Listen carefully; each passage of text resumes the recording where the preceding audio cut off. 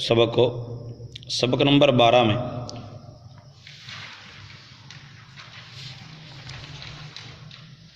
نون ساکن اور نون تنوین، نون ساکن اور نون تنوین، اس کے ٹوٹل 4 قاعدے ہیں۔ نون ساکن اور نون تنوین یہ ٹوٹل کتنے قاعدے ہیں؟ 4۔ یعنی جو نون جس کے اوپر جزم ہوتی ہے، چھوٹی سی دال بنی ہوتی ہے، اس کو پڑھنے کے 4 طریقے ہیں۔ یا نون تنوین یعنی ہم 2 زبر 2 زیر 2 پیش پڑھتے ہیں، دن دن دن، بن بن بن، تو حقیقت میں ایک الفاظ آخر میں آواز ہوتی ہے نون ساکن کی۔ تو اس نون ساکن اور نون تنوین کو پڑھنے کتنے قاعدے ہیں؟ 4 ٹوٹل قاعدے ہیں۔ نمبر 1 اظہار، نمبر 1 اظہار، نمبر 2 اخفاء، نمبر 3 ادغام، نمبر 4 اقلاب۔ اظہار کا مطلب یہ ہے کہ نون کو خوب ظاہر کر کے پڑھا جائے، نون کو خوب ظاہر کر کے پڑھا جائے، اس میں غنہ نہیں ہوتا، اس میں غنہ۔ یہاں ہم نے یہ پڑھا تھا کہ حروف حلقی میں سے کوئی حرف اگر اس کے بعد آ جائے، حروف حلقی میں سے کوئی حرف اس کے بعد آ جائے نون تنوین یا نون ساکن کے بعد، تو ہم وہاں اظہار کریں گے، غنہ نہیں کریں گے۔ اس کے لیے میں نے پہلی 2 لفظ میں پڑھنے لگا، من آجالن نہیں پڑھنا، من آجالن، کیا پڑھتے ہیں شفاقت بھائی؟ وہ ذرا پیج کھول کے دیں،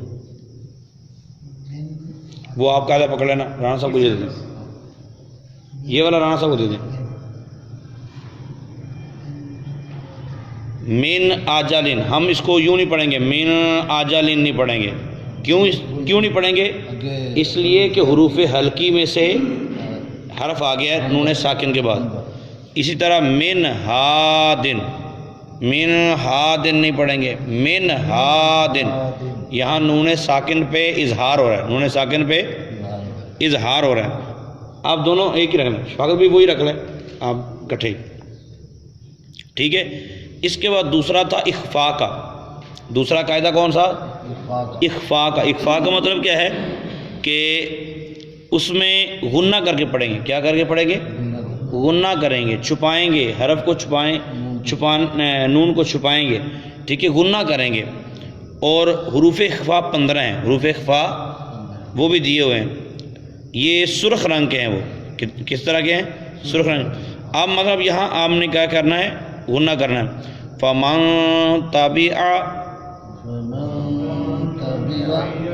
پھر پڑھیں فمن تبع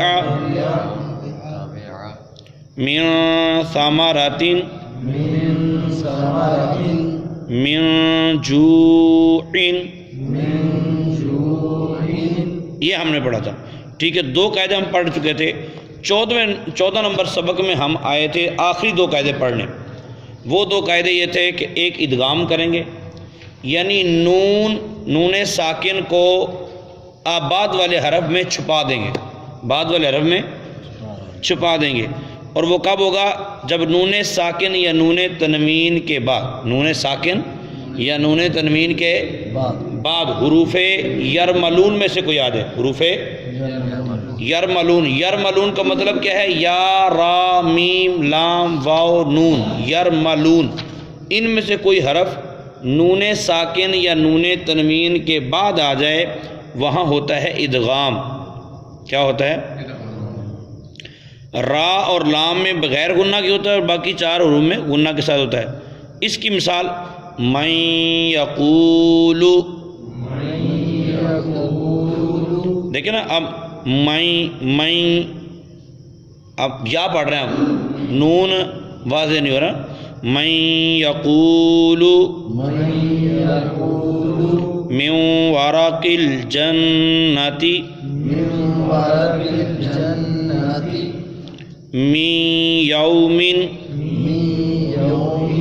من ولی۔ اچھا، یہ قاعدہ تھا 3 نمبر۔ 4 نمبر قاعدہ یہ ہے اقلاب۔ اقلاب کا مطلب کیا؟ بدل دینا۔ اقلاب کا مطلب کیا؟ بدل دینا۔ نون ساکن یا نون تنوین کے بعد، نون ساکن یا نون تنوین کے بعد حرف با آ جائے، حرف تو اقلاب ہوگا. کیا ہوگا؟ مطلب پھر نون یا نون تنوین نہیں پڑھا جائے گا. اس کی آپ واضح مثال لیں. دوسرے پیج پہ آ جائیے، پیج نمبر 27 پہ. مم مشہدین، اب نون نہیں پڑھا جا رہا، اقلاب ہو گیا. مم مشہدین، سوری میں اقلاب کی مثال آگے جا کے دینی ہے. یہ وہی والے چل رہے ہیں، حروف یرملون میں سے ہے نا. تو مم مشہدین مم مثلہ من نصیر. یہاں من نون ساکن کے بعد کون سا حرف ہے؟ نصیر کا نون جو ہے یہ کن میں سے ہے؟ حروف یرملون میں سے. آپ آخر والی 3 لائنوں پہ آ جائیے. یہاں با آ گیا اور اس سے پہلے نون ساکن آ گیا.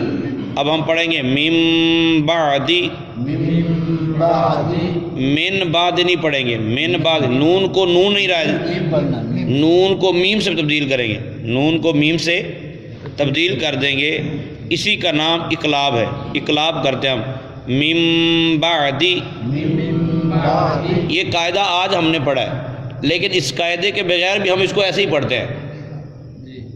قاعدے کے علاوہ بھی ہم اس کو ایسے ہی پڑھتے ہیں، کیونکہ ہمیں استاد نے پڑھائی ایسے تو ہم ایسے ہی پڑھتے ہیں. لیکن اب ہمیں اس کی لاجک بھی پتہ ہونی چاہیے کہ ہم کیوں ایسا پڑھ رہے ہیں. من بعدی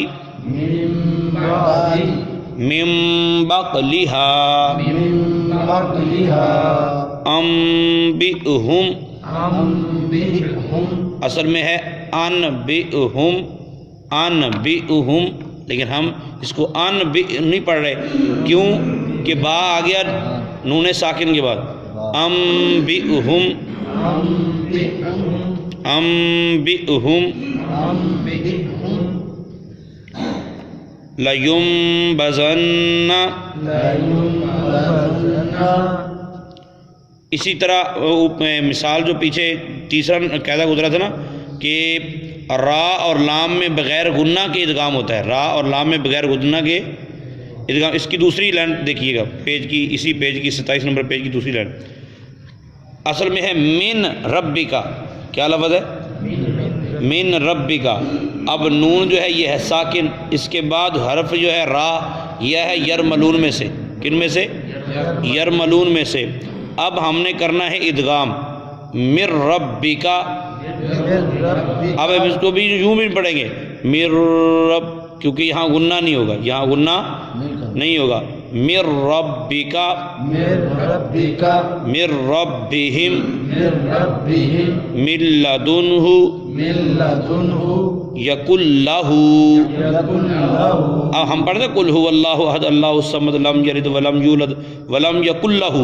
لکھنے میں آپ کہیں پڑھیں گے لم یکن لہ ہے، تو کوئی پوچھے لے یہ کیا پڑھ رہے ہو؟ لم یکن لہ. تو وہاں نون کے بعد لام ہے جو حروف یرملون میں سے ہے، اور نون ساکن کے بعد حروف یرملون میں سے کوئی حرف آ جائے تو لام میں وہ مدغم ہو جائے گا نون ساکن یا نون تنوین، اور بغیر غنہ کے پڑھا جائے گا. تو یہ پیج سبق نمبر 14 تھا. اس کو بار بار رپیٹ کرنا، بار بار پڑھنا ہم سب کے لیے ضروری ہے. بعض قواعد کی بنا پر ایسی باتیں ہوتی ہیں کہ جو ہماری سوچ و بچار میں نہیں ہوتی. مثال کے طور پہ ہم پڑھتے ہیں اہدنا الصراط المستقیم. ہم چھوٹے چھوٹے تھے، ہم بعض کو کسی قاری کے پیچھے نماز پڑھتے نا تو وہ یوں پڑھتے تھے ایاک نعبد و ایاک نستعین اہدنا الصراط المستقیم. اب وہ سپیڈ سے ملانا بھی وہ اس طرح ہی تھا، ایاک نعبد و ایاک نستعین اہدنا الصراط المستقیم. جبکہ اہدی کا جو حمزہ ہے، الف جو پہلے والا ہے، یہ حمزہ ایسا ہے کہ اگر ما قبل کو آپ ساتھ ملائیں گے یہ گر جائے گا. اس کی مثال آپ لے لیجئے. ہم پڑھتے ہیں الذین، الف لام میم ذالک الکتاب لا ریب فیہ ھدی للمتقین. الذین ملا کے پڑھیں گے، پھر پڑھیں گے ھدی للمتقین الذین. یوں نہیں پڑھتے ھدی للمتقین الذین، ایسے نہیں پڑھتے، کیونکہ وہ حمزہ جو ہے وہ حمزہ وصلی ہے، ما قبل کے ملانے سے گر جاتا ہے. یا ایھا الذین آمنوا استعینوا پڑھتے ہیں نا، تو تو اصل میں ہے یا ایھا الذین آمنوا استعینوا، ملا کے پڑھیں گے آمنوا استعینوا۔ اسی طرح ایاک نعبد و ایاک نستعین اہدنا الصراط المستقیم، کیونکہ اب حمزہ گرے گا اور نون کو ملائیں گے ہاں کے ساتھ، اور نون کے اوپر پیش ہے۔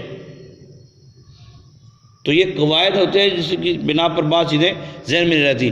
سورہ یاسین میں ایک جگہ آتا ہے اتبعوا، جہاں وہ میرا 22ویں پارے کی وہ آخر میں اب اس کو بعض پڑھتے اتبعوا، جبکہ وہ امر کا صیغہ ہے، اس کو اتبعوا پڑھیں گے۔ تو کچھ چیزیں ایسی ہوتی ہیں جو گرامر سے ریلیٹڈ ہوتی ہیں نا، تو اگرچہ ہمیں یہ یاد نہ رہیں مگر ہمیں پتہ ہونا چاہیے کہ ہم کیا پڑھ رہے ہیں اور اس کو کیسے پڑھنا ہوگا، کس انداز سے پڑھنا ہوگا۔ تو نون ساکن اور نون تنوین کی کتنے قاعدے ہیں؟ کتنے قاعدے ہیں؟ نمبر 1 اظہار، نمبر 1 اظہار، نمبر 2 اخفاء۔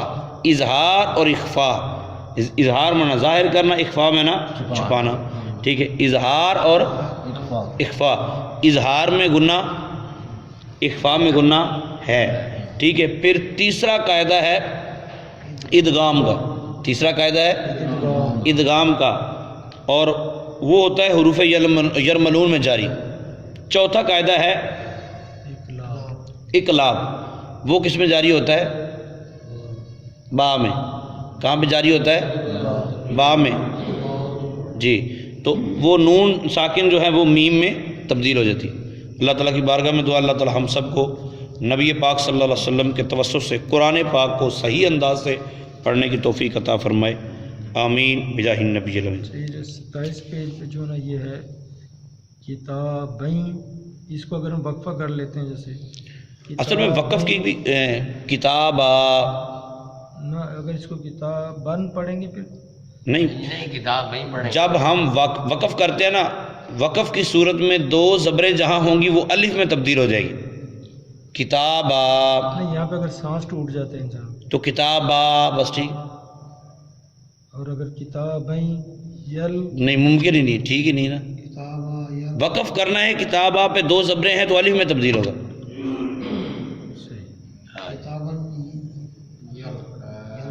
کتابًا یلقاہ، کتابیں یلقاہ،